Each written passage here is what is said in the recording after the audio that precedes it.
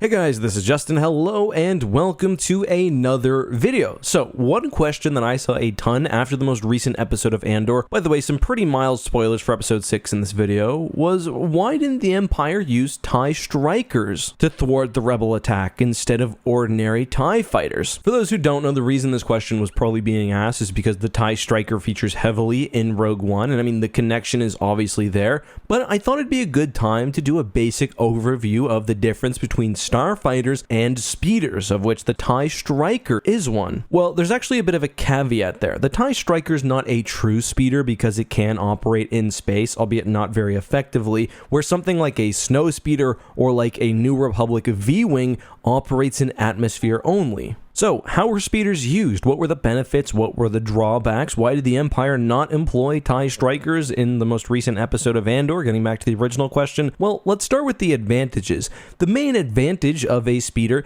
is that it usually has a singular role, operating in atmosphere. Something like an X-Wing or a TIE fighter is primarily designed to work in space, and thus is not necessarily the most efficient in-atmosphere vessel. For example, the Y-Wing isn't the most aerodynamic ship. Of course, it can still fly through the use of repulsor lifts and other technology, but it won't be able to achieve the same top speeds as a comparable bomber designed for in-atmosphere flight. Having a speeder also gives you a lot more in terms of design leeway. Things like hyperdrives, astromechs, they're certainly not needed because, well, you won't be going to space, much less hyperspace. The vessel also doesn't need to be sealed in the same way. There's probably different rules around radiation shielding. Just imagine how different, say, a jet fighter in the real world is to something like a space shuttle. Obviously, the size and the purpose is different, but a space shuttle has a ton of built-in protection for the people on board because space is a harsh mistress. So with this design leeway and extra engineering room, you can make something like the TIE Striker. And let's talk about that ship a bit because it's a good example of how a good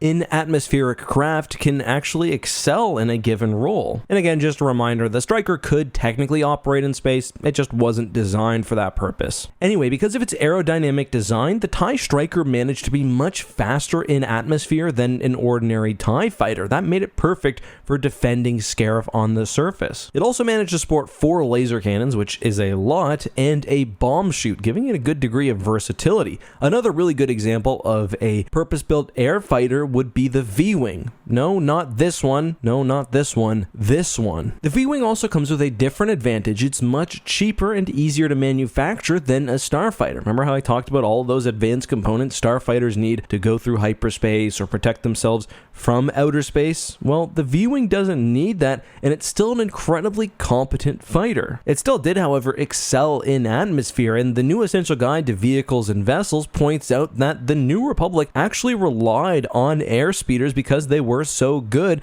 at helping to defend planetary surfaces against Imperial bombing runs. The Vwing was great because it had an extremely high flight ceiling, basically able to start intercepting fighters at the edge of outer space, while also through smart design and, of course, aerodynamics being very fast, especially with the use of its jet booster. The last paragraph on the Vwing in the new Essential Guide to Vehicles and Vessels actually has a really nice description of how air speeders like the Vwing are best used. Vwings are versatile and can be used for many different types of missions. They are excellent patrol craft and are often instructed to defend planetary installations from enemy starfighter attack. Vwings prove especially devastating to slower and less maneuverable bombers. Because of their speed and their ability to remain hidden in an upper atmosphere, they are instrumental in surprise raids and ambushes. At the Battle of Mon Calamari, Vwings ripped apart Imperial forces, destroying countless TIE D fighters, that's TIE droid fighters, and water-based amphibians. And yeah, where an X-Wing cost 150,000 credits, a Vwing could come in at about 26,000. So we're talking literally 5 or 6 of these ships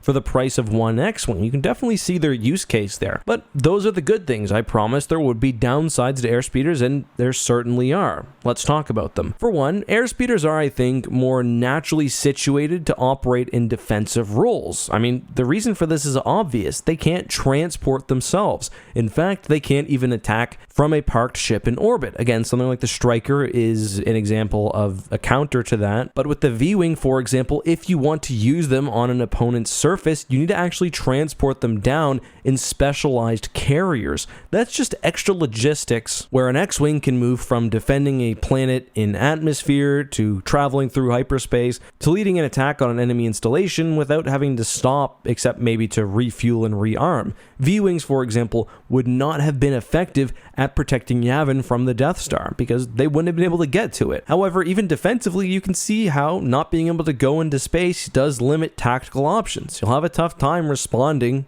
to an enemy bombarding your planet from space. You can't engage enemy fighters on your terms. You have to wait until they enter the planetary atmosphere. You can, of course, control for this in various ways. That's why planets have big guns on the surface, and the V-Wings can do a great job at helping to protect that. But still, I think you can understand the weaknesses, and that's actually a good segue into my discussion of Andor Episode 6. Why didn't Aldhani use TIE Strikers? Well, it's not likely that they had any sort of space station providing extra defense. The TIEs on the ground would have been needed to ward off all sorts of threats, protect any ships coming into the planet's surface, maybe fight a battle in space, while also, of course, doing their ordinary duties on the surface. I think it would have made sense perhaps to have a couple of TIE Strikers in with the rest of the ships, but really, you're not going to get into a situation, I think, where you're going to be fighting anything advanced, so really a TIE fighter just makes more sense. There is also the fact that the TIE Striker was considered to be an experimental craft. It may not even have existed at this point. It seemed to be pretty new by the time of the Battle of Scarif. But guys, that's all I have for you today on TIE Strikers and other atmospheric craft, including, of course, things